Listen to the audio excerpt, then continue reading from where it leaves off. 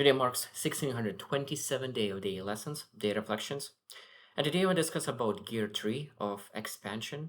And of course, we discussed about gear 1 and gear 2 and about nervous system stages. And when we think about gears, we think about uh, stage 4 of nervous system, where expansion. Of course, we discussed number 1 is shutdown, number 2 is arousal, number 3 is stability, and number 4 is expansion. So today we'll share gear 3. And this is, again, one of the most important gears because when you think about compounding, compounding happens in gear 3.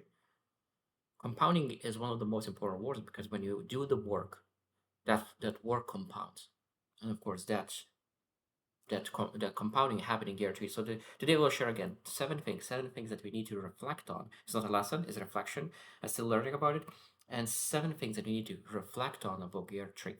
So number 1, the purpose, why gear 3 exists altogether.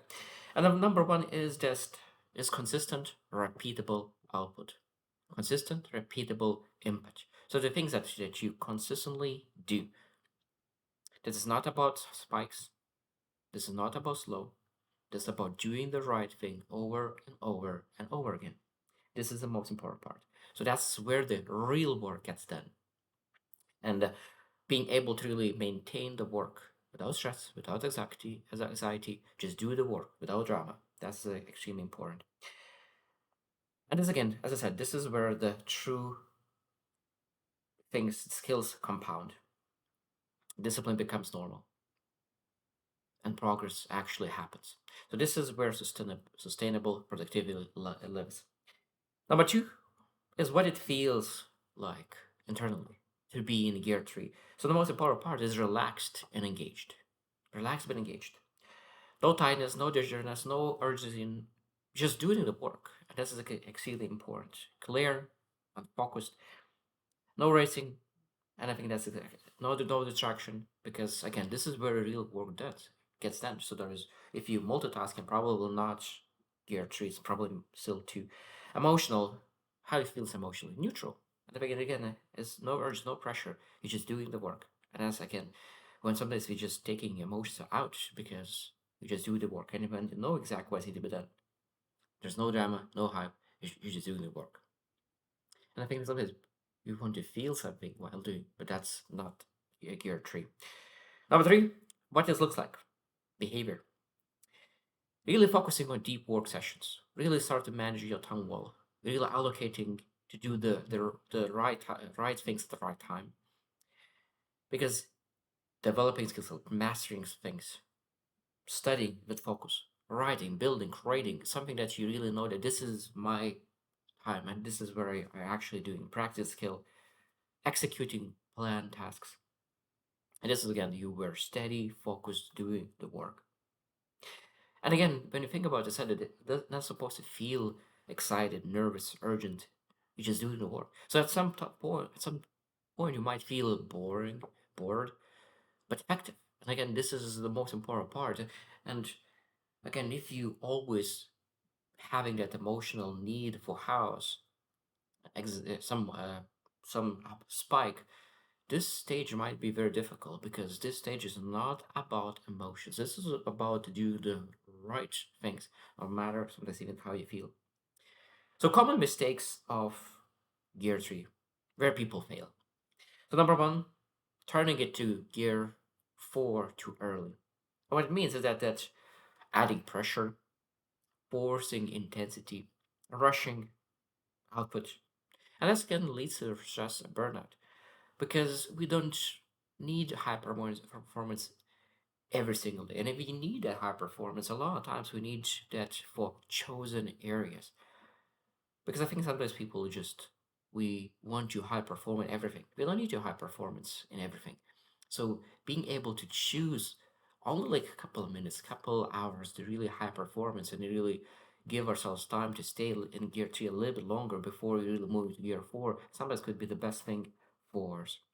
Number 2 mistake is slipping back to gear 2. And slipping back to gear 2 is a lot of times based on distractions of multitasking, called on switching between one thing and another, because gear 3 is all about sustain output, sustain input without distractions for a significant amount of time, like 90 minutes or so, just to make sure that we're able to really use it here in all its power. And again, sometimes it could be that you just that we allocate 90 minutes, but we just too slow. Unfocused work and it's just an in-depth work is too distracted and avoided deep tasks and we're just really focusing on slow or not meaningful tasks. So sometimes it could be feel productive, but actually doesn't compound if you're just doing not the right things. Number three mistake is adding stimulation. Again, as I said, that's your tree is not about any emotions. It's about doing the work. And if you start adding, okay, I need to be very motivated. I need to be excited. So you start adding some very very motivating music, and it might be that it'll break focus and it kills the depth because you're focusing on that motivation rather than on the task at hand. Number four, expecting to feel exciting. As I said, it doesn't feel motivated. It's just stable work that needs to be done. And that's the beautiful thing about year three, that when you, again, when I shared about nervous system stages, that there is shutdown, aroused, stability. And if you are in that shutdown or maybe even aroused, it's very hard to stay in gear three because you're still in that anxiety, always on the feeling something. That's why it's actually important to go to the stability when you're really able to be stable, content with just being. And number four, expansion, where you're actually able to be stable and expand. And that's again, that's why I said the nervous system stages and yours is extremely important because only when you actually go through stability, now you're able to expand. Number five is how to enter gear three, transition into it. The most important part is be very, very specific on one task at hand. What do you want to focus? What is the needle moving thing that will help me to move forward in my life today? Removing all distractions. Set the time, how much it could be. Maybe even 15 minutes, 30 minutes, 60 minutes, 90 minutes on that task that you are actually specifically chosen to do. Because sometimes you say, oh, I will allocate this 90 minutes to work. But do you know what you will work on? Or you will spend 30 minutes thinking about what you will work for the next 60 minutes. And start without overthinking. No procrastination, just doing the work.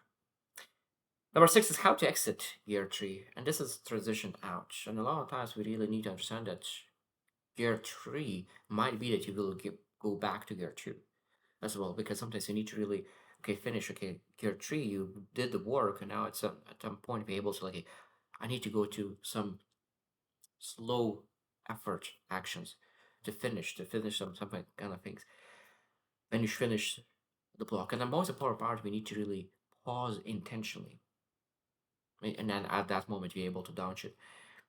Because controlled a controlled exit is sustained performance because we can potentially use that gear 3 to run until we collapse. I did that in the past 100% because at gear 3 it seems that you put so much effort and you're quite productive and you use one that productivity, but if you overuse it you will collapse it, and then after that you'll need in shut down altogether, and it's very hard to really get back to work later on if you don't downshift intentionally. And number seven is how to know you did the right way. How do you know that you did it right with year three? And the most important part is just you know that you should feel productive, clear, not drained afterwards. Because if you drain, of course, that means that maybe you overworked, overstayed in gear three as well. Because you can stay too long in one gear and able to continue. If you're able to continue later after a small downshift of intentional pause, that shows that you stayed in the gear tree long enough to really and short enough just to make sure that you're able to maintain the work. Because that's again is the art. Learning how long you're supposed to stay in gear until you're able to really keep the productivity and not waste as well. And of course, not supposed to feel exhausted, not scattered, and not stressed. Because if you're stressed, probably added too much urgency. If you're scattered, maybe you still in gear two. And if you're exhausted, you pushed to gear four and five, and maybe you stayed even to four or five longer than you supposed to be. And you wanted to be in a gear 3, but you actually execute on gear 4 and gear 5. So one line summary of gear 3 is that calm, focused work that compounds over time.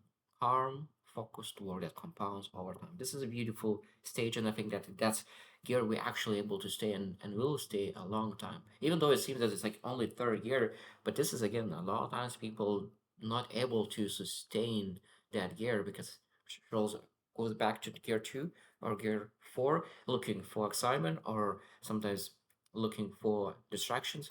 So gear 3 staying in that gear 3 and not moving back and forth different gears is extremely important. So I hope you choose to win and see you tomorrow.